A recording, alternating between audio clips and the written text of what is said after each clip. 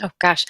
Welcome to Sagas and Sass Season 4, brought to you by Geek Saga Entertainment. I'm Tara, along with fellow hosts Nick and Jonathan, and we're also joined by one of our regular guest hosts, Seth. This episode will cover Reaper, Part 4 of Red Rising, the first installment in Pierce Brown's Red Rising saga.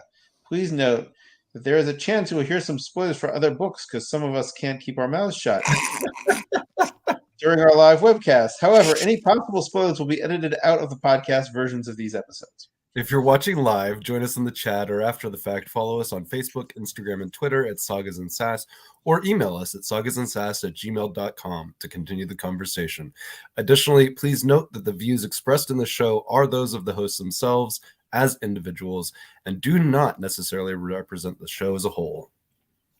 And don't forget that we now have a Patreon with 10 tiers ranging from $1 a month to $40 a month. It offers tons of ways to support us and receive some great perks in return. You can check it out at patreon.com/geeksaga_entertainment. Now, before we dive into our summary and discussion, I wanted to make a note that we are making some changes to our usual layout. While I'm not fond of changing things up mid-series, let alone mid-book, in order to ensure that we don't miss covering all the important parts of this amazing series, from here on out, we'll be splitting each episode into two or more sections. Each section will feature its own summary and discussion of a set of chapters in the part or parts of the book we are covering in the episode. And so now we will kick off this new layout with chapters 34 through 36 of Red Rising Part 4. As we kick off Part 4 of Red Rising, while clearly a lot of people have died and will probably continue to die in this book, though not the same people, we aren't surprised that this is in fact not Darrow's time yet. He is saved by none other than Mustang, and they hide in the North Woods as Darrow recovers, taking down wolf packs and discussing strategy as most teenagers are wont to do. Well, in this world at least. Unfortunately, Mustang becomes ill to the point where Darrow is afraid she is going to die.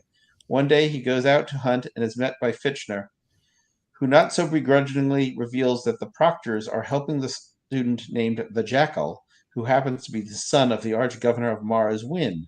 Darrow is understandably angry and presses Fitchner for more information, finding out that the drafters and other important golds can watch the students at just about any time thanks to the biometric nanocams installed in their house rings. There's a lot to unpack there because when we say anytime, we mean anytime. But the really important part that is that if the students remove their rings, the only cameras then trained on them are the ones on the battlefield. So stay tuned because that becomes important later. For now, though, Darrow starts forming a plan because he knows that if a house is destroyed, their proctor has to leave Olympus. He demands antibiotics for Mustang and also receives a package of his own, a gift from a friend that comes in the form of his Pegasus necklace containing Eo's Hemanthus blossom. So Darrow and Mustang lay a trap for some of the Oathbreakers, students who were enslaved and ran away from their slavers, and use Mustang's standard to free them.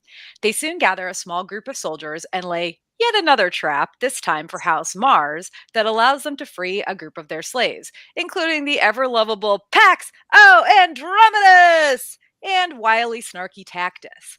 But they're not just there to lay traps and free slaves. Darrow also sneaks into Mars's castle with the help of a Minervan girl who is stationed on their walls because he wants to remind his house who he is, the best of them all, someone who can go where he pleases and do what he pleases, which in this case means carving his sling blade into every door of the keep and the huge table in the war room. Not that he stops there. He also carves a skull into Cassius's chair and stabs a knife into its back, all while his soldiers light fire to brush stacked in the shape of a sling blade on a nearby hillside. Next up is House Ceres. Because if Darrow has an army, he needs to feed them, but while they are able to take this castle, trouble soon brews in the shape of, colorist not shocked, Tactus, who attempts to sexually assault one of the girls from House Ceres, claiming that he's owed his spoils of war. Darrow knows he can't do, nothing because the Ceres students are calling for punishment, but he also knows that if he meets it out, he will piss off the House Diana students. Darrow whips Tactus, but then he shocks everyone by sentencing himself to the same punishment because he must own their evils with them. And luckily for him, the play works. All right. So going back to the beginning of part 4, when we find out that Darrow is in fact still alive. Whoa. Shock. Shocking. The um, only viewpoint character? What? Amazing. but he wakes up to, of all things, Mustang singing Eo's song. And he thinks, if ever I've felt there was a God, it is now as I listen to the mournful chords. My wife is dead, but something of hers lingers still. It's very sweet.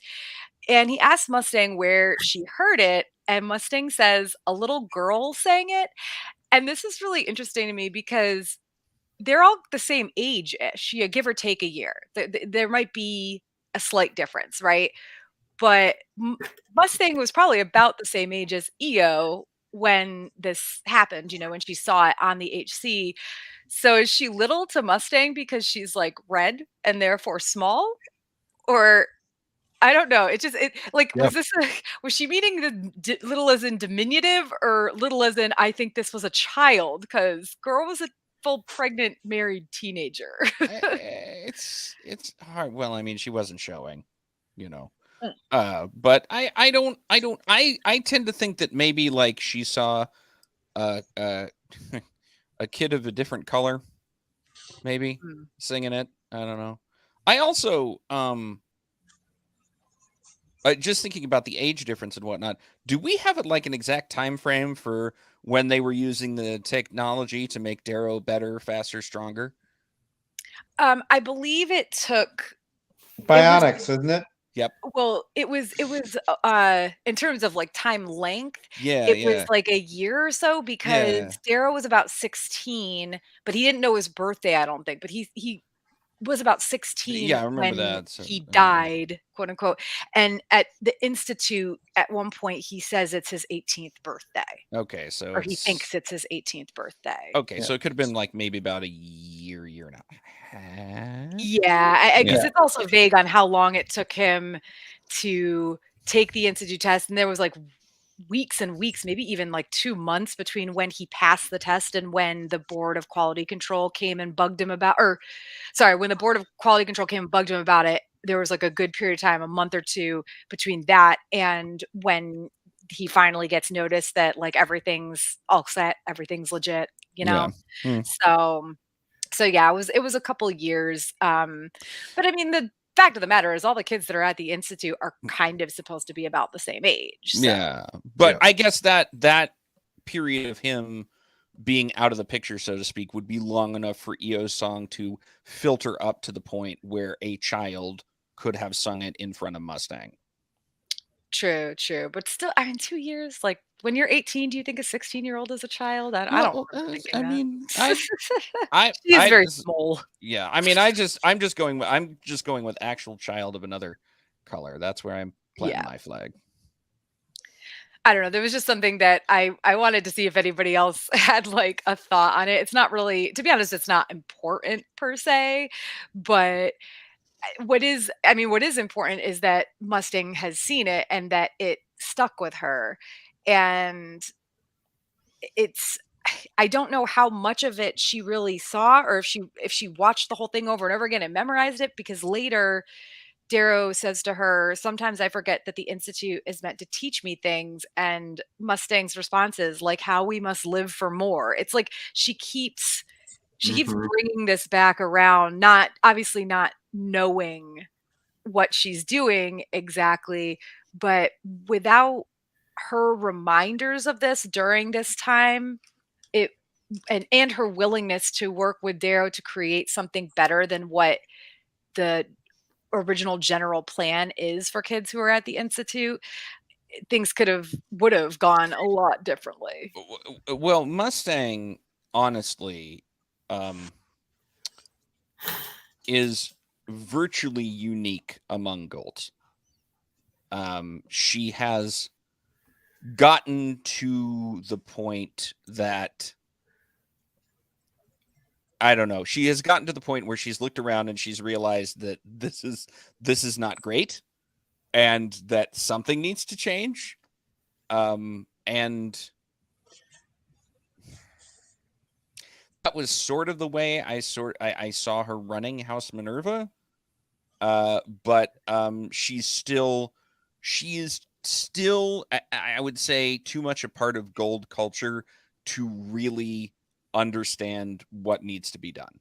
She's trying to make it better, but she's a reformer. She's not a revolutionary. So yeah. Any other thoughts?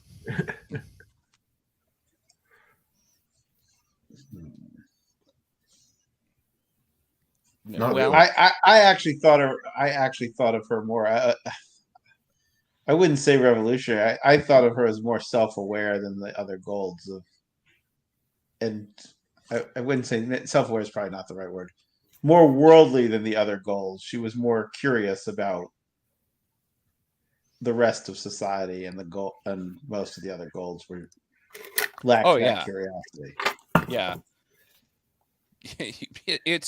It's weird because I'm not even sure I would call her a reformer yet. I think that. Okay, I mean, yeah, she was. I don't think we're there yet with her. All right. She or she wants to be. There's something. It's why EO's song earwormed her, I think. There's something. It touched something in her that wants to see things change. But like, it's interesting to me because, the golds hold themselves up as being the pinnacle of society. And to be crude, if I can be a little crude and do some swears, basically, if you put a gold, especially one that styles him, her, or themselves an iron gold in front of another person, their response is almost always fight it or fuck it.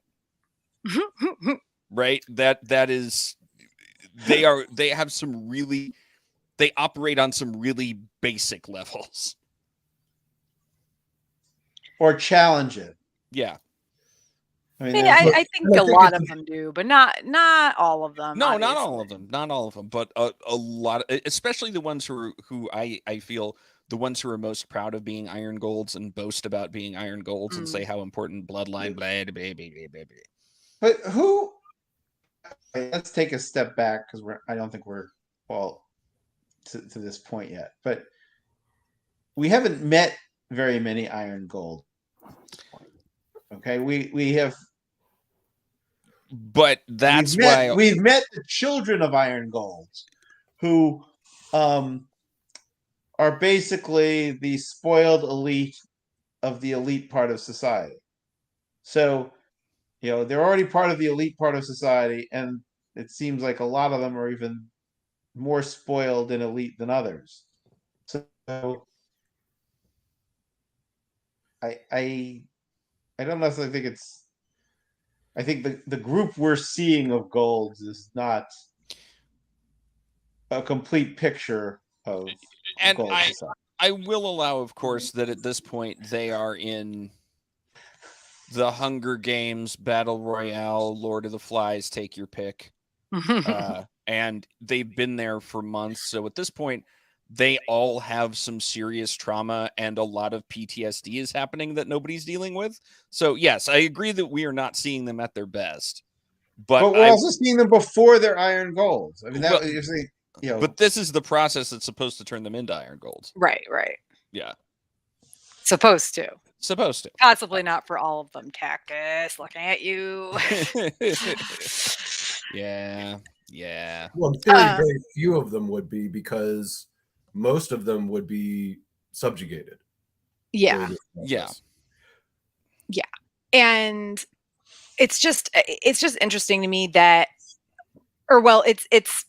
it's very important that Darrow ends up with Mustang at this period when he's at his lowest at the Institute, because without ending up with her specifically and without her having experienced that, earworm of EO's song and everything, and the ideas that I think it helped put in her head, not that it was entirely EO's song, but it for sure has spurred Mustang to think a little bit differently, or else she wouldn't be singing the song and quoting the "Live for More" bit. And because EO also says that when she's on the scaffold. But they're talking about when they go into a discussion about the game itself. After going back and forth with Mustang about this, Daryl realized that he to win, he needs an army, but if it's made of slaves, it's not going to work. So he needs, and he'll need this at the head of the rebellion as well. He needs followers, not slaves, because man cannot be freed by the same injustice that enslaved it. And it's just all of the conversations between the two of them and everything that happens when they trap the Oathbreakers, but then free them from their slavery and have their own little wolf cloak army. It's kind of taking that page out of Severo's book. Severo, who himself was an outsider until Darrow brought him into his inner circle because he realized that that he could trust Severo, that Severo had that loyalty that he needed. And he's seeing that from Mustang as well. But of course, Severo's just an angry little goblin, and Mustang she's more on the political side of things. And I don't I don't know if it was his idea or her idea, but then there's like then comes the chapters of holy symbolism Reaper Man, because they've created this little army of students who were made slaves and then deserted. They all have their wolf cloaks. They lay that trap for House Mars. They free a whole bunch more slaves. And Darrow sneaks into the Mars castle and carves his sling blade everywhere. And he specifically says, too, that he set the brush on fire in the shape of a sling blade on the hillside because he knows that if Severo is still around, he's going to see it and he's going to find him. It's just it goes from Darrow just trying to be the conqueror that he was in part 3 to being somebody who knows he has to build before he can tear down. Yeah, and he's also sort of consciously making himself a symbol. And I'm sorry, I'm gonna. Sure do love them French fried potatoes. Okay, good. I'm done. Everybody remember Sling Blade? It was a movie in the 90s. All right. Yep. But also, okay, I just have a question about that. And I had a question when I read it too. I'm like, how many doors are there that he's going to go carve a sling blade into every single one of them? And this is not the... I was going to say, it's not the first or last time I asked. Sorry, Jonathan. Just finish this thought. It's not the first or last time I'm going to ask, how extra is Darrow in this moment? Well, it's not that big a castle. Yeah, but it's still a castle. They got doors. Castle. Stairs. I've been to in small castles that have maybe 5 doors, 6 doors. I mean, I guess they're more keeps than castles, but. Well, and there's not like a bunch of different bedrooms either in the beginning. Like when they first enter the main castle, it's said that there's like a dormitory basically with just kind of mattresses on the floor. So no matter how big it is, there might not be that many doors. But I mean, yes, I agree. He probably could and should have just carved his sling blade into the table and done the thing with Cassius's chair and left it at that. But yes, Darrow is extra. Do you know what it honestly reminds me of? The graffiti scene from Life of Brian. Where he is painting, he's painting Romans Go Home, except he does it wrong. So a centurion comes by and is like, that's not how you say that at all. Now go write it 200 times until you get it right. So he paints it 200 times over this wall. And it reminded me a little bit of that. Can we go back 1 second? You said something about and maybe I missed this during the book. You say you have to. So one of you mentioned we had to win the Institute to be an Iron Gold. I thought it was if you just survived. So, because you said you. No, you don't. I thought everyone got the scar if they survived the Institute. Yeah, you don't have to win the Institute to be an Iron Gold. Darrow feels like he has to win the Institute for his own You don't get the purposes. scar by surviving, though, because if you're enslaved, you can go Yeah. home in shame. Yeah. Yep. You still go in shame, but aren't you still No, a peerless scarred? no, No, absolutely. I don't think So so. Adrius wasn't a peerless scar later in the book?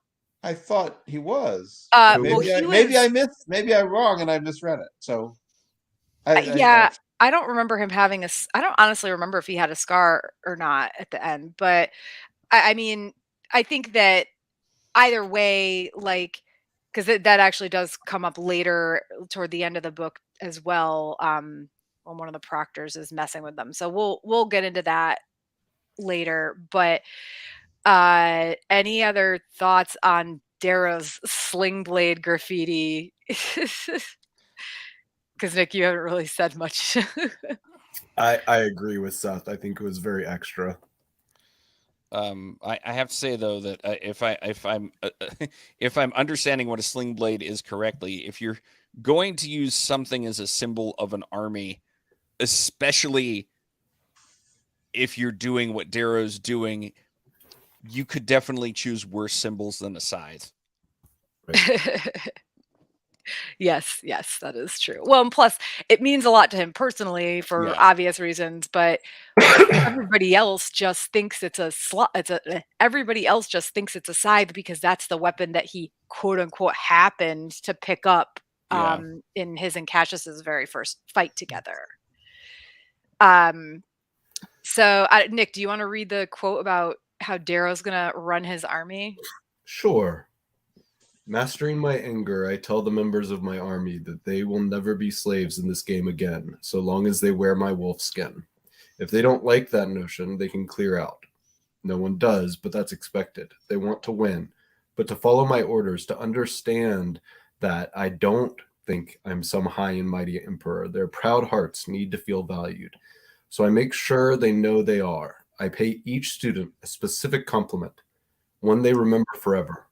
Even when I am ruining their society at the vanguard of a billion screaming reds, they will tell their children that Darrow of Mars once clapped them on the shoulder and paid them a compliment. It's a little bit high and mighty of him, honestly. He is. Well, it's certainly assuming a lot for getting ahead of himself a bit, I think. Look, they were really good compliments, you guys. You just didn't hear them. All right. Yeah, I mean, I guess they would have had to be. Yeah. Do we have time to talk about the punishment, or do we need to move on to? Oh no! I was going to get into that next, actually, because it's literally right after Darrow's going on about how awesome he's being and how they're all gonna, years down the line when he is picking their society apart bit by bit, they're all still going to be proud of the fact that they knew him. Like, okay, dude, I don't know how to feel about that. But again, unfortunately for him, almost immediately after he has this thought, as he's complimenting these people who helped him take House Series, Tactus decides to test him. And, it's a bad situation because Darrow really doesn't know what to do at first. Again, as the summary said, House Series rightfully are angry and wants Tactus punished, but if Darrow does punish him, the House Diana people are going to be pissed, particularly because they kind of just earned their freedom by helping him take this castle. And Mustang explains to Darrow that Tactus is from this family that goes back and back and back, and he is his family. He's not going to change. He's not going to learn. But Darrow feels the opposite because he is a red acting like a gold, and he feels like he knows people can change. And that's apparently when he comes up with the idea to denounce Tactus's actions and whip him, but then in turn demand that he himself be whipped as well, and goes into like, this is how punishment is going to go in the future, because if you do something wrong, you have to own your evil, and I have to own it with you because you're part of my army. And it's one of those things where I get it was a good choice on his part. I'm still a little surprised it worked as well as it did. Well, I mean, that is the kind of thing I think. And I mean, obviously it's a book, and Darrow has to achieve some things like in order to get this stuff going. But that is the kind of thing where I think the people in the courtyard are like, is that crazy son of a bitch gonna get whipped? He's taking the punishment because and that is the kind of thing that is, I think it's going to shock you a little bit. It's going to scare you a little bit. And I think it is right. There is going to be this seed of real admiration for what this crazy bastard is doing. I also want to talk for a second about how at first he has Tactus whip him, but then he's like, nah, No, you're not doing it hard enough. that's not. I need Pax to fucking whip me. Yeah. And then later, Pax literally cries about Yeah, it. he's so upset about it. Poor Pax. Yeah. I have to say that I more or less read this series because I knew that that's what this podcast was going to cover, and I must have really annoyed Tara because every time I had a thought about the book, I was like, thought. Never. But I am convinced that Pax is actually Ajax the Greater from the Odyssey. Or not the Odyssey, the Iliad. Yeah. I am convinced that he's Telamonian Ajax. He's so great. He really Yeah. is. Yeah, he is. I love everything about him. I love that his battle cry is just shouting his name. Yes. Yeah. Just challenging everybody on the field. And I mean, and also at the end of the whipping, Darrow tells everybody, you don't follow me because I'm the strongest. Pax is the strongest. You don't follow me because I'm the smartest. Well, brightest, really, but my Mustang is the brightest. Yes, she definitely is. But he says, you follow me because you don't know where you're going, and I do. And I mean, really, yeah, because you're the leader of the army. So they kind of have to hope you know where you're all going. Mm-hmm. But this situation ends, kind of positively. And now we can move on to chapters 36 through 39. So now that Darrow has his army, he decides it's time for him to fulfill his promise to Fitchner and go find and take down House Apollo, as their proctor is apparently the ringleader of the cheating. They move south through the Institute and eventually meet up with some House Apollo students, where Darrow has his army make themselves look as pathetic as possible in hopes of tricking the other house into letting their guard down. But while his army roves and bonds, the proctors continue causing trouble, first by setting their horses loose and then spoiling their food. To top it all off, just as Darrow trusting his friends, particularly Mustang, with some of the intel he got from Fitchner, Proctor Apollo uses this attachment to lure him away from camp and into a trap with a giant carved bear. Thankfully for Darrow, though, someone else laid their own trap, catching the bear and saving him in the process, because that's right, folks, Severo's back! Granted, he's spoiled and missing an eye, but back nevertheless, and he has his howlers with him, just because loyal pack that they are. When they were told that the Jackal had captured Darrow, they all just straight up abandoned Mars and at that castle to go searching for him. Now, Darrow knows there are plans to make, plans that he doesn't want the proctors to hear, but he also knows that if he tells the other students what's what, he risks everything. So as they sit around their fire, he suggests that they remove their house rings and talk not as students from different houses, but as friends. Step one of their plan is to split the army into units, integrating all the members of different houses together, and then they begin harrowing House Apollo. And then one night, when they've finally convinced Severo to reveal what he learned while he hunted the jackal in the mountains, namely that in order to avoid being enslaved during a battle with House Vulcan, the jackal collapsed the tunnel House Pluto was hiding in, killing a whole bunch of students and stranding himself and the remaining members of his house in the dark, where they had plenty of water but no food, at least not until they started eating people. Suddenly, their fireside story is interrupted as the proctors have descended and surrounded them with a jam field. Proctor Apollo reveals himself and hands them a jug of wine, which Severo promptly guzzles as the proctor tells them they really should all return home. Severo wanders off to take a piss while Apollo continues to pick them apart, claiming that if Darrow wins at the Institute, it doesn't actually mean anything for the rest of them. Of course, Darrow and his army tell Apollo to stick it where the sun don't shine, which angers the proctor, or who needs a proctologist apparently, but not as much as what expects, because it turns out the whole thing was a diversion to allow Severo, Tactus, and some of the others to attack Apollo's castle without interference from the proctors. Prime planning, my good man. Without the proctors being around to cheat on behalf of House Apollo, Darrow and his army win the day, but Fitchner soon pops in to reveal that Proctor Apollo has not, in fact, left Olympus, and to try to talk Darrow down from his need to win it like the whole entire Institute thing, partly because Fitchner is worried about his son's safety. Because, oh yeah, by the way, Severo is Fitchner's son. Seriously, how did none of us or Darrow see the writing on that wall? But Fitchner isn't done yet because he continues to insist it's not just about Severo that Darrow is overstepping and walking right into a trap, but not one set by the proctors of the Jackal. One set by Mustang? This is where Fitchner goes too far, though, because while Darrow does promise to take care of Severo, he then knocks Fitchner unconscious. So the proctor's causing trouble for his army. Darrow, he says he's looking at it as a test because when the real rebellion begins, things like this will happen, and how should he react?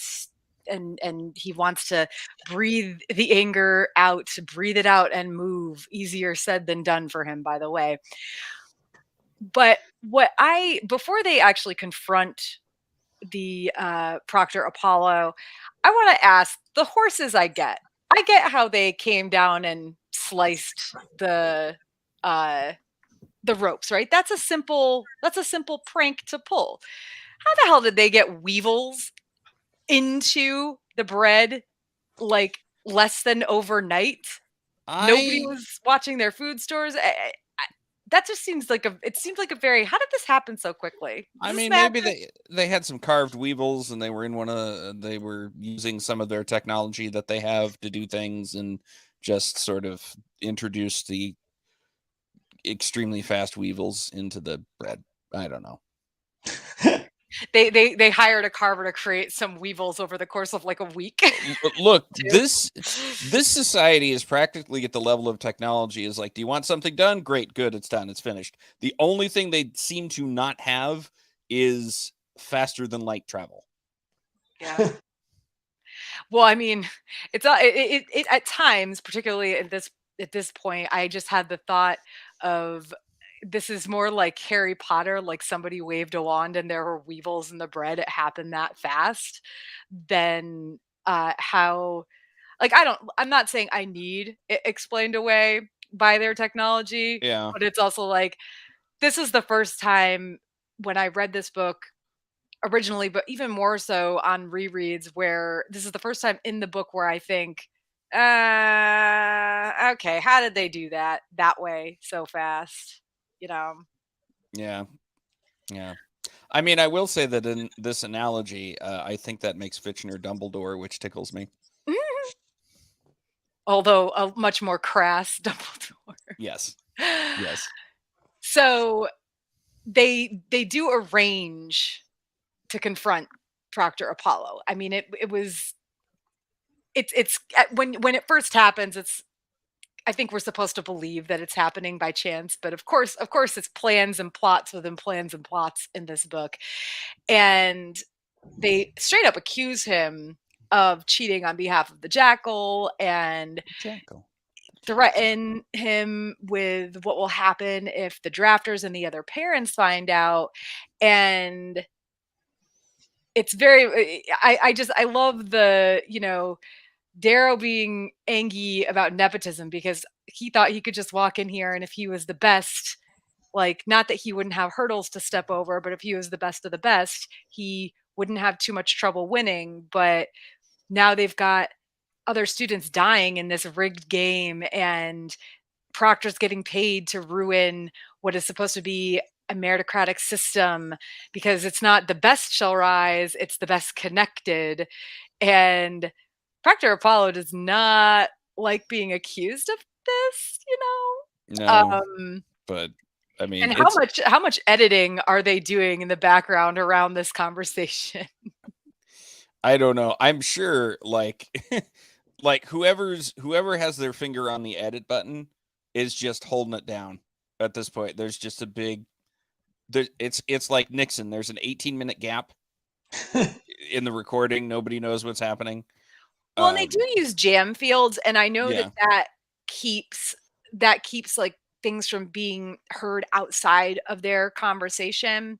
But and I think that's still a thing though, right? Because so they're having this fireside chat, and then all of a sudden, in the midst of it, pop, everything goes silent for like 20 minutes while they argue with the proctor. And it's like, so even if somebody isn't deleting that empty recording, and I'm sure the drafters and everybody else knows there's some things that happen that Shenanigans. the proctors, hold back from them with these jam fields and everything. But does this happen a lot in every Institute game, or is it just this one?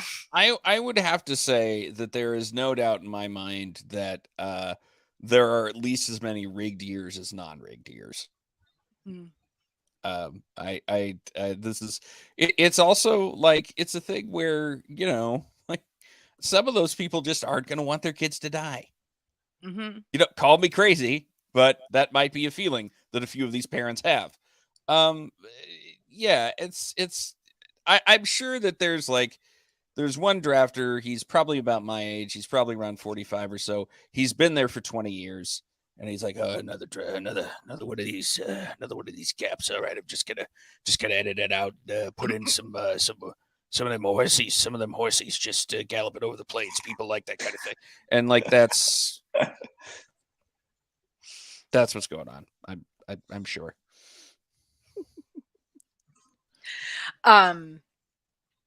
So Darrow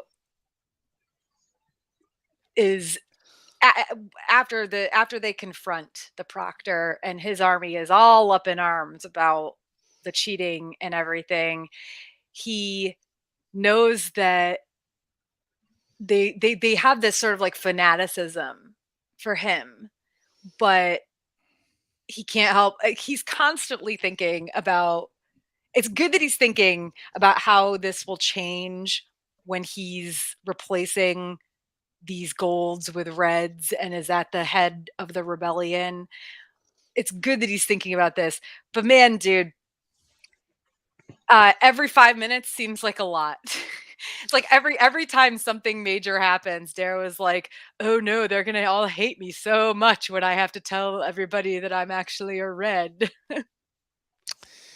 Well, I mean, it would be. I don't think that it's that unusual for that to be on his mind a lot right now. He's still new-ish to being a gold, and this is like There's a lot of teenage angst, maybe. this is the first and most social interaction that Darrow has had. Like one of his first social interactions with a gold was killing him, right? Like he still at this point has a big chip on his shoulder about what he has to prove, which says to me that he's still, and rightfully so because he is one, feeling like an imposter. So it's like, it's not like, I'm just saying in his position, this would be on my mind a lot too.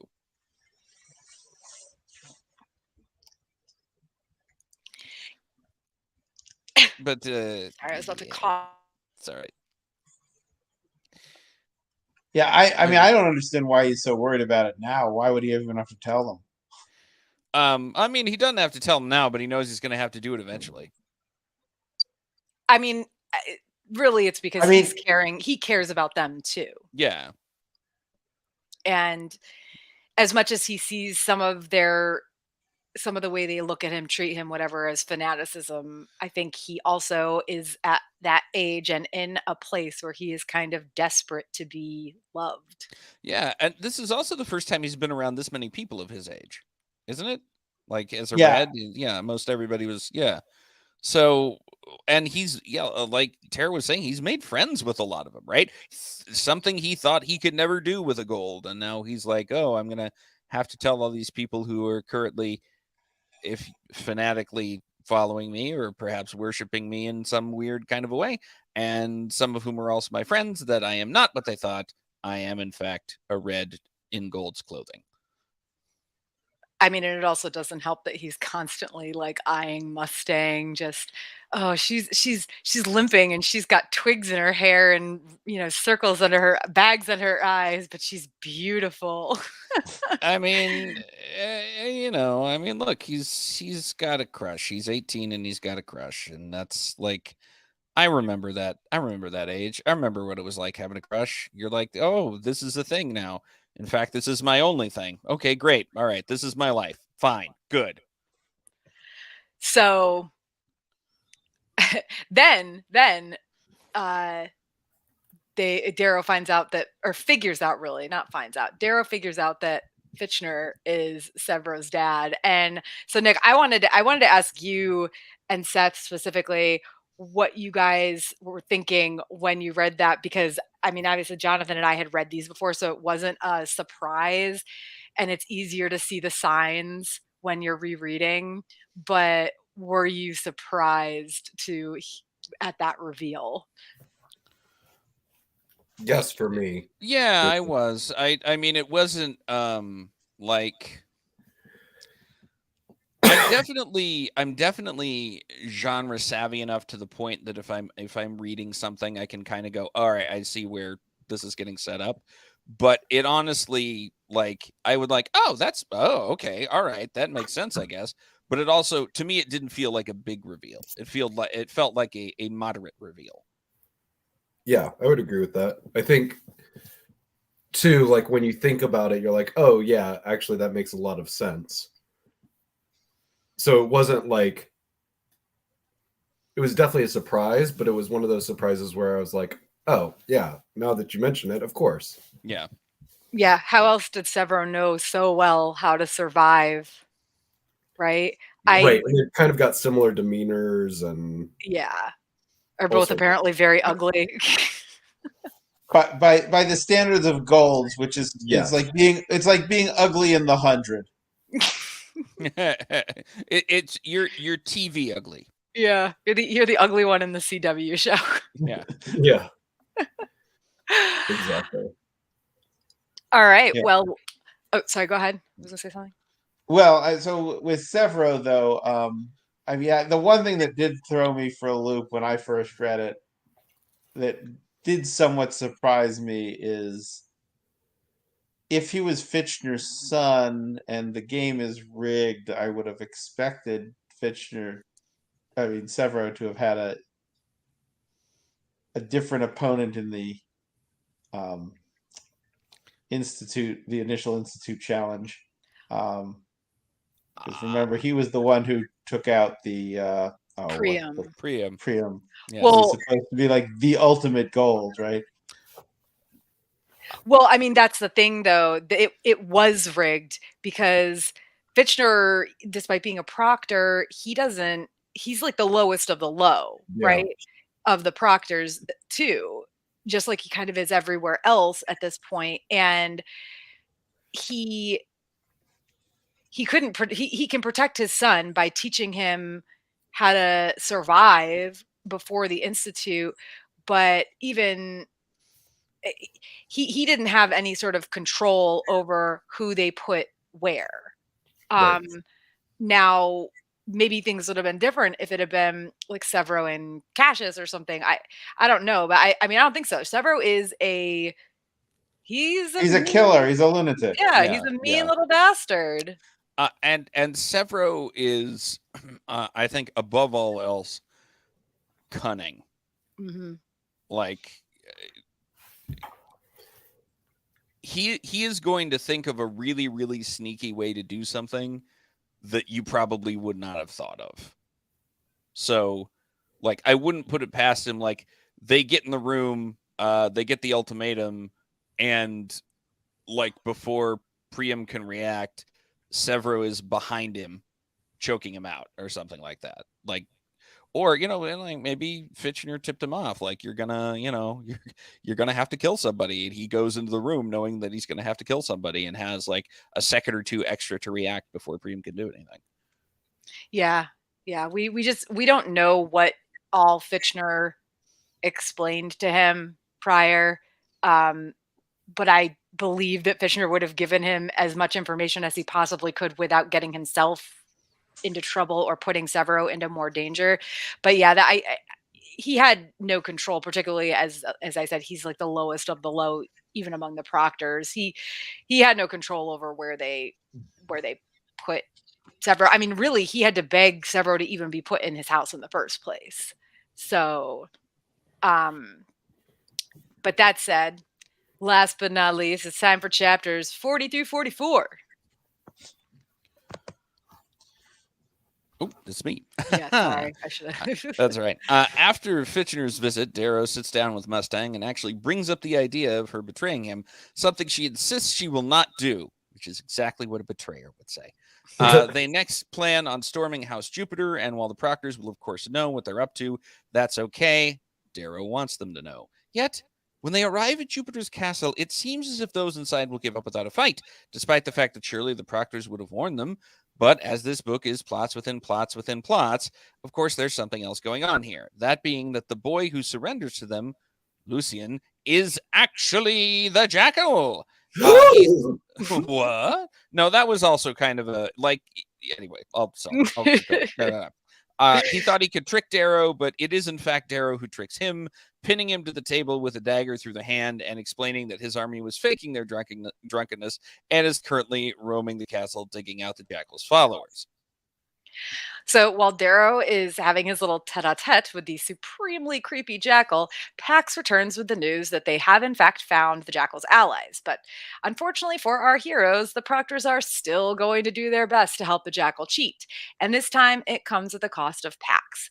Distracted by the Jackal's willingness to saw off his own hand, and Pax actually offers him the ion blade to finish this sawing off because he just can't stand it. When the proctors toss a sonic detonator into the room, it gives the Jackal a moment to stab Pax in the neck with his own blade. The Jackal then moves for Darrow, but Pax protects his friend by covering him with his own body. Pour one out for our dear, loyal Pax. Oh, Telemanus. Of course, the Jackal escapes, but the proctors also capture Mustang, and when Apollo shows up to threaten Darrow with harming her, Darrow finally just loses it. And with the help of the grav boots he stole from Fitchner, along with the knife ring that was recently returned to him, straight up murders Proctor Apollo. Goodbye and good riddance. And now there's only one thing for it. It's time for them to storm Olympus. This goes a lot easier than it maybe could or should have, and soon Mustang is free and Darrow sends her off to fetch the Jackal's standard and end the game once and for all, except when he retrieves Fitchner from Apollo's castle's dungeons, where, in case it wasn't clear yet, he was stowed after Darrow knocked him unconscious. Fitchner reveals that Mustang is, wait for it, the Jackal's twin sister! This means that now Darrow has to worry about her impending betrayal while also finally going to take back Mars Castle, which turns out to be another easy mark, but with no traps in store this time. And in even better news, he finds Roke alive. But then, when he confronts Cassius, his former friend turned attempted murderer, he tells him that they are in a blood feud before stomping out like a big old hypocritical baby like he is.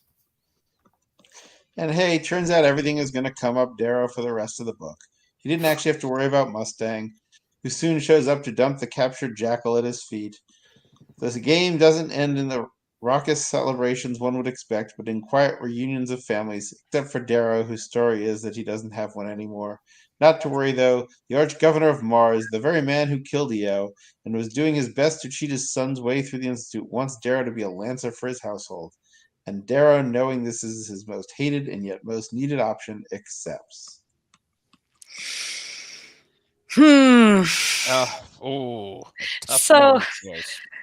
I don't consider it murder of Proctor Apollo. I consider it it's a little bit of a soldier on a battlefield situation. I am also going to say this, and this is information I will admit that you do not have in book 1 if you read the book, if you listened to the book, apparently you do have this information. So I'm gonna go ahead. This is a small spoiler, and it's probably only important to me and people like me. The Reds are apparently Irish. Like they are descended from Irish people who. Yeah, that's in the book. Is it in this one or is it in? It's not like it's not ever. It's revealed much later, but yes, if you in the text, but yeah, if you listen to it, obviously they're Irish because accents, like the accents that they use. So, bluntly, I feel that Darrow killing any gold is an act of self-defense. But that's because I have very strong feelings about people oppressing the Irish.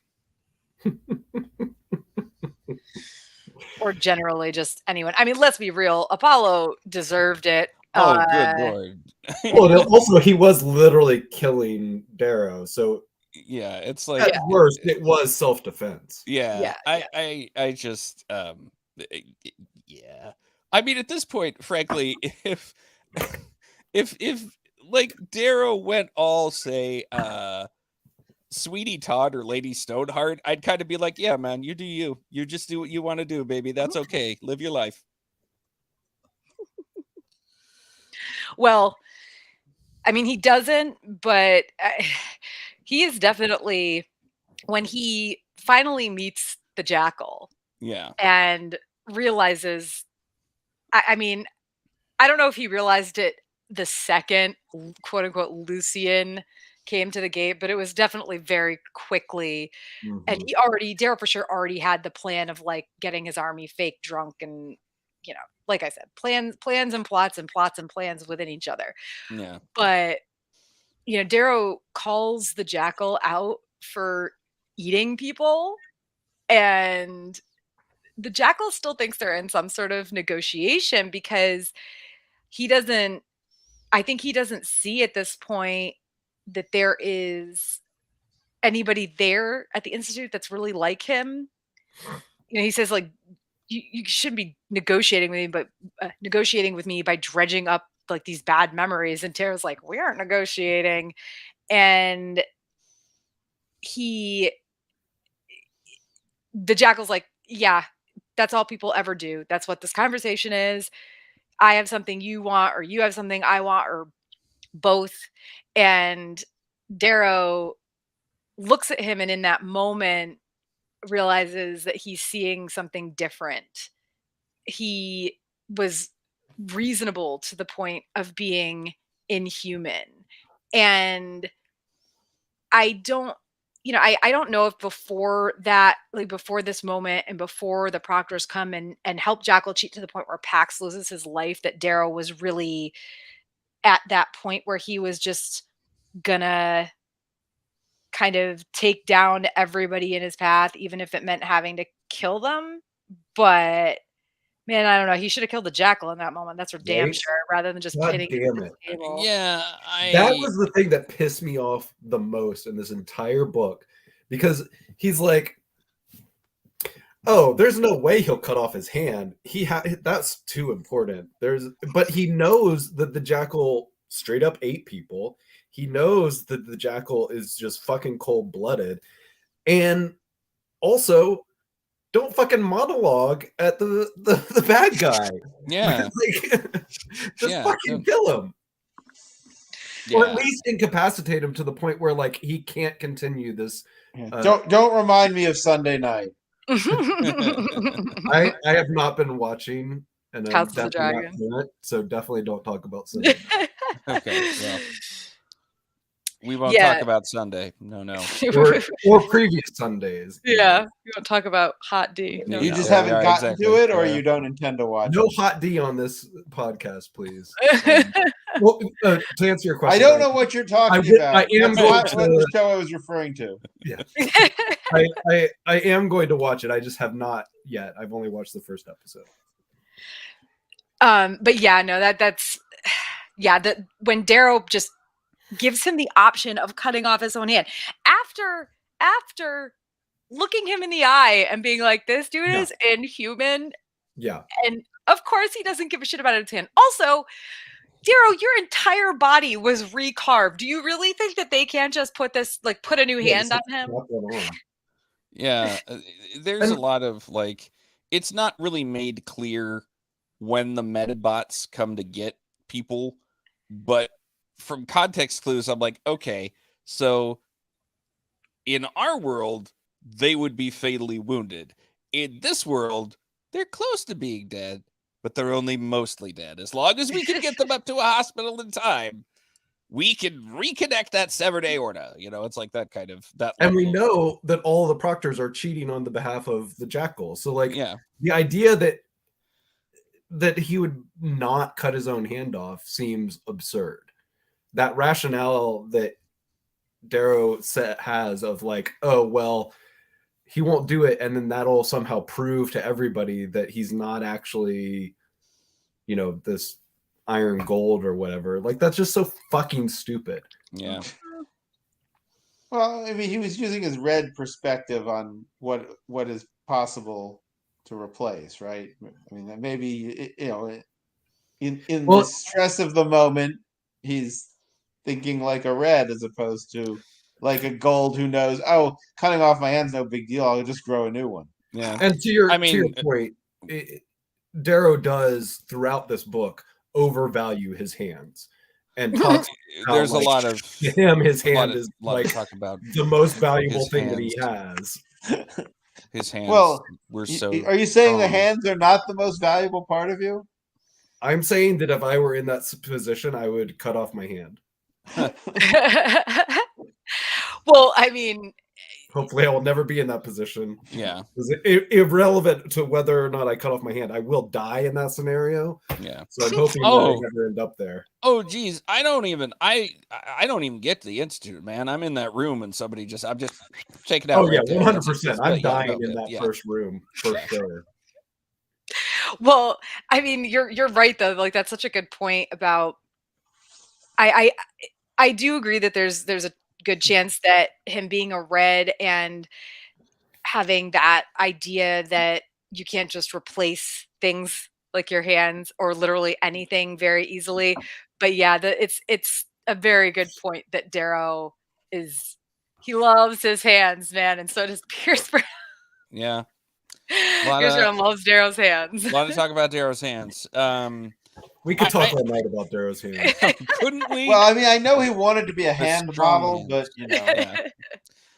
But I think one of the other things that he might have counted on was just gold pride, Mm. right? Like that is a big humiliation to be forced to cut off a body part in order to get out of a situation. When it's not like, you didn't get your like arm caught in the sliding walls trap and there's a boulder coming at you. Like that's different than, okay, you were going to do this before I let you leave, right? That's completely admitting that Darrow has control over the situation. Mind you, the Jackal does take back control by actually cutting off his hand, but that's another. We've already been talking about that. But Yeah. I think he's counting on the fact that I don't think most golds, even iron golds in this situation, would cut off their hands. I think they would be too proud to mutilate themselves in front of somebody who captured them, I think. You're probably right. And I think the thing that really frustrates me about the logic here is not just that Darrow's like, you can live if you cut off your own hand. It's that there are no other penalties here. He literally says, Yeah. like, if you cut off your hand, you can walk out of here. We won't do anything to you. Which is the part where I'm like, you have in captivity the piece that you need in order to win. If you are trying to fulfill the objectives of what Darrow was supposedly here for, there is no scenario where it makes sense to allow him to leave, even if he cuts off his hand and embarrasses himself. Yeah, Darrow's two sins are overconfidence. I will not go so far as to say hubris, even though this is very heavily Greek. This is so Greek. I can practically taste the ouzo in the back of my throat. But it's I don't think it's hubris. I don't think it's at that level. but it's overconfidence, and the other one is honestly, weirdly believing the best of people. Darrow wants to believe that if you just show people there's a better way to do things, they'll be like, oh, there is a better way to do things. I can leave all this baggage behind now. And that's just not the way it works. Particularly not with the jackal. But No, unfortunately, he's psychotic. He's a homicidal maniac. Yeah. But also humans in general don't do that. Yeah. And I mean, honestly, then it's like, sure, it's the jackal being evil and it's the proctors being cheating assholes, but really, in the end, it's Darrow's stupidity that gets Pax killed. And yeah, and I like that's Pax. sad because Pax deserved better. Like I'm like, no, I want more Pax. I want more Pax. Come on, Pax is a good boy. Mm-hmm. He's a real good boy. He's a real good boy. Like a big old fluffy golden retriever. Oh God, he's such a golden retriever. He's like a golden retriever pit bull mix because he has because he's just so fucking muscular. Yeah. But he's got the energy of like a golden retriever. Yeah. Oh, good old Pax. So sad. Like I will never. And then like when he dies, despite having read this book, I think this is a fourth or very likely fifth time I've read it, when Darrow is holding his dead body and he says, he was meant for more, such a soft heart in such a hard form. It shouldn't have been this way. It is my fault. I should have just ended things quickly. What a future he could have had. And it's like, oh, it is your fault, Darrow. And also, just rip Pax. Yeah. Even though there's so much. I mean, what a teaching moment for Darrow. What a lesson that he is going to learn and take to heart. Of course he is. I haven't read anything more than this, but I assume. No, I know. Oh, I'm not saying anything. I'm just saying, right? This is his lesson that he's learning. Now, we were talking about the medbots earlier, and it's funny because when Darrow kills Apollo and he and his army go to take Olympus, the proctors realize pretty quickly that they're part of this game that they thought they escaped years ago. I mean, God knows how many years ago. They're all, I think all of them or most of them are old enough to have kids Darrow's age. So at least by the way they're described. So it's like they really thought they would never have to see the Institute again. However good or bad their time at it was, probably bad. I can't imagine that the Institute was really all that great for any person unless they were a homicidal maniac. But there's no medbots on Olympus because it's its own secret place. And Darrow fights Jupiter and I mean, gosh, and he fights Mercury, and Darrow hated fighting Mercury because he was like, I liked Mercury. He's kind of jovial and like he would have picked me for his house, but he takes them all down because they're what does he say? Like monsters dripping in decadence and they don't see their own hypocrisy. It just honestly, that description reminds me of like an evil hedonism bot from Futurama. Yes. Hedonism bot was my absolute favorite because I just could not get over the idea that somebody was like, I need to build a robot for the purpose of being hedonistic. Yep. I need this robot to perform that function. It's beautiful. Yeah. Truly beautiful. I mean, and they are all in the picture that we get of them, especially when they're taking Olympus, they're all like bathing together and like lounging around with pinks and everything. Yeah. It is pure having affairs with each other too, as I read. It's pure hedonism while they're watching these kids down there murder each other. Yep. Somebody rub my body with the most delicious oils and creams. Yeah. While these children murder each other for sport. Another grape, peel it. So they take Olympus. They imprison. I think they only imprison the rest of the proctors. I think Apollo is the only one who actually gets killed. I believe that's correct. Yeah. Darrow finds Mustang, of course, has a little kissy time Yeah, with it her. does. Almost seals the deal, but does not. But apparently does in the interval between this book and the next one. Yeah, I mean, you can tell they're a thing. They're gonna be a thing. But I liked that he wants to hook up with her, like really hook up. But he's so he knows that he's very like rash, and that he can't let whatever his strongest emotion is in this moment rule him, because she deserves better.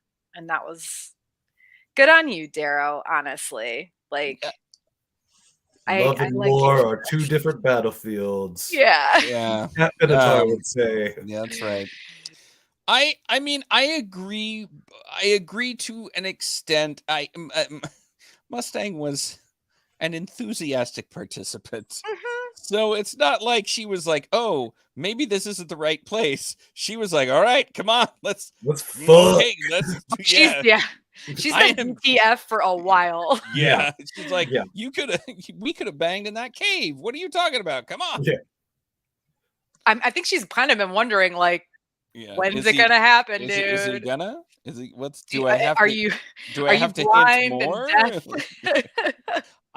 I trussed up my brother for you like a Thanksgiving turkey and dropped him at your feet. I don't know what else I could do at this point. Naked, I would remind you. Yeah. Yes. Yeah, that was an That interesting. was weird. Yeah. Why did he have to be naked? Like what? That was a little fun, bro. Yeah.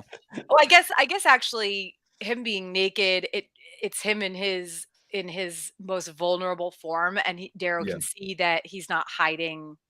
They're not hiding anything Yeah. on him, because I think Mustang at that point knows that he knows who she is and who the jackal is to her. So for her to bring the jackal to him in that most vulnerable form, where it's just, here's absolute proof that I am not going to betray you, is, I'm guessing that's what she was thinking. Obviously we Yeah. don't know, but that Yeah. was my first thought. I also one of the things I actually loved about this book was Fitchner being like, you have to watch out for her. She's the jackal's twin sister. She's going to be dangerous. She's going to betray you unless she doesn't actually like her brother all that much, in which case. Yeah. Yeah, Fitchner is I do think Fitchner is worried Yeah. that Mustang is going to betray Darrow, because they don't know. He No. knows that they're twins, or he knows that they're twins, but they don't know the extent to which they were raised apart and everything. Yeah, I mean, he doesn't know their dynamic, and that's fine. It's a reasonable suspicion given Mhm. everything else that's going on. I will say it is. I don't know if that were the case and that were Mustang's plan. It's certainly fortuitous that she happened to fall in with the guy who was going to raise the army that was going to win the war. You know what I mean? It's like, oh well, good stroke of luck on your part, but And anyway. helped him so much along the way. That part did and I think that's why I wasn't that surprised. I was more surprised by Severo being Fitchner's son than I was that Mustang didn't betray Darrow, because it doesn't make sense.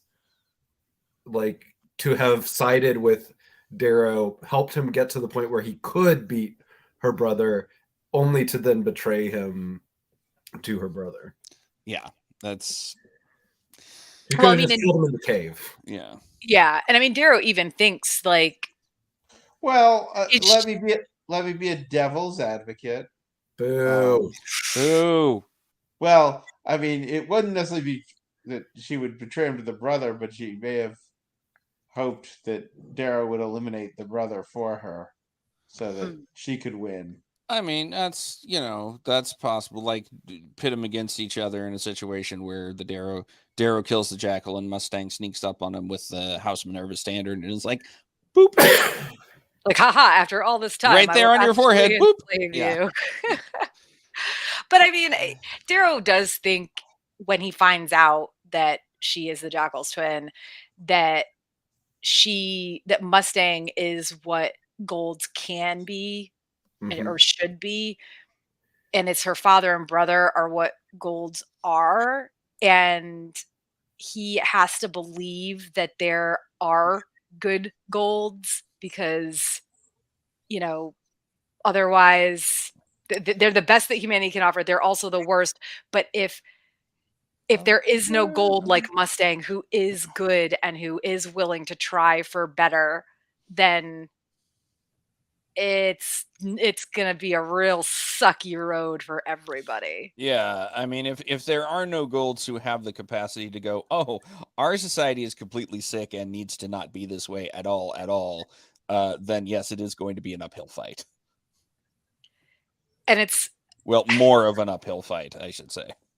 And it's funny that after the fact, so Mustang doesn't betray him, delivers her brother to him and everything. And after the fact, they're at the little kind of reuniting of the families and all that. And Augustus ignores both of his own children, including Mustang, who did real well, to approach Darrow instead and offer him a position as a member of his household, as a lancer, which is like a guard essentially Yeah. at the start anyway. It could certainly become more. And clearly he wants to keep Darrow close because of what happened at the institute, and he knows Darrow knows his dirty secret of helping his son cheat. But he's like, I had one condition though, Darrow. And Darrow's like, oh, you're gonna tell me to stay away from your daughter? And Augustus is like, no, no, no. No, fuck. Go fuck. Like, have fun. Yeah. Like, nope. That actually was one of my favorite parts where he was like, I don't care about that shit.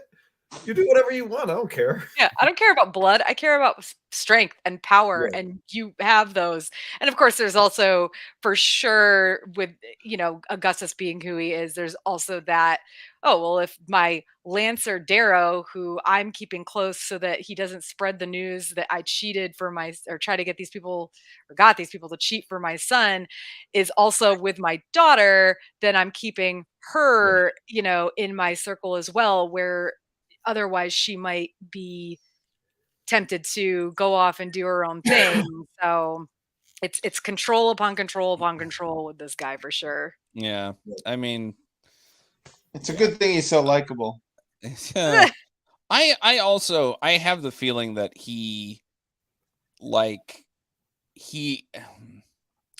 I do have the feeling that to him Mustang is just a girl. Like, I definitely feel there's some of that on his part, which is very dumb of him because again, without, I think, giving anything away, Mustang is by far the most capable person in any of these books. Oh, I mean, you see that so much in like, it's just like she might not be as good a warrior as Darrow is, or as Severo is, or as a bunch of other people are, but in terms of like capability, yeah, she is pretty much omnicompetent. Well, without her intelligence and influence, this would have Yeah. turned out totally differently It would anyway. have turned out completely differently. Yeah. It was that time in the cave between the two of them where she didn't just save his life, she also taught him a lot that led to them creating the army the way they created it, and led to them winning the whole thing. Because I really believe Darrow was right back at the very beginning of part 4 when he said, if I just create an army of slaves, I'm not going to win this.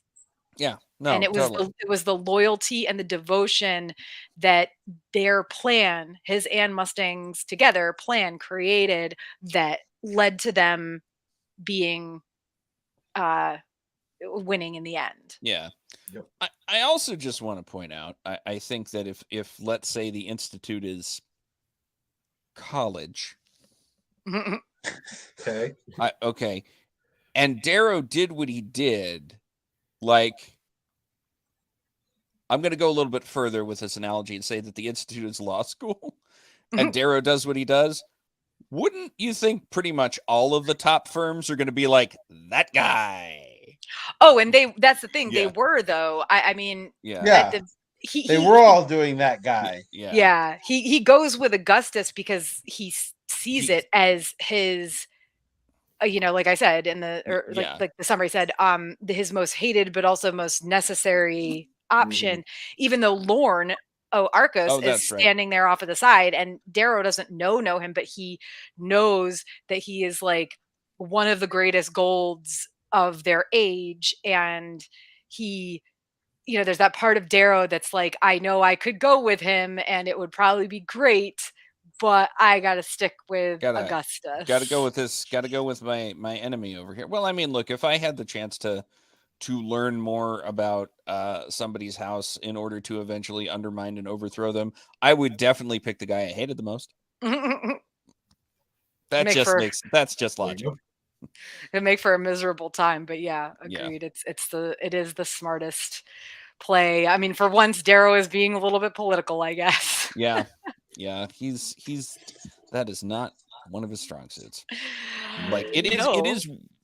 And it's why he needs Mustang. It's why he needed Mustang this whole time. Like, it's weird because he definitely understands loyalty and team building and creating a cohesive unit.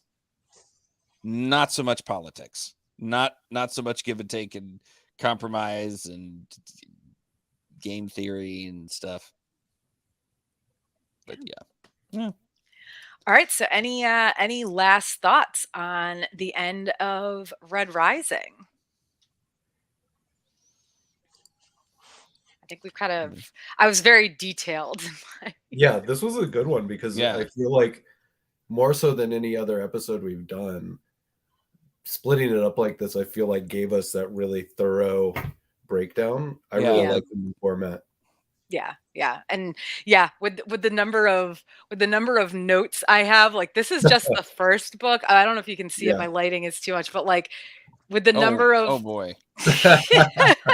page tabs I have, and it's worse for the next two. Okay. Yes, I'm glad. I agree. I think this definitely helped us to be able to cover all the things and not be jumping around a lot. So excited that it worked out that way. All right. Well, as we close out the episode, we just want to give a shout out to our Heroes Tier patron, Tommy of the TKOK Podcast Network. Thank you so much for supporting us. Once again, I'm Tara, along with fellow hosts Nick and Jonathan, and regular guest host Seth. Don't forget, you can always hit us up at Sagas and Sass on Facebook, Instagram, or Twitter, or email us at sagasandsass@gmail.com with any comments or thoughts you might have. And thank you for joining us for Sagas and Sass. We'll be back Wednesday, November 2nd to cover part 1 of Golden Sun. Bye. Bye.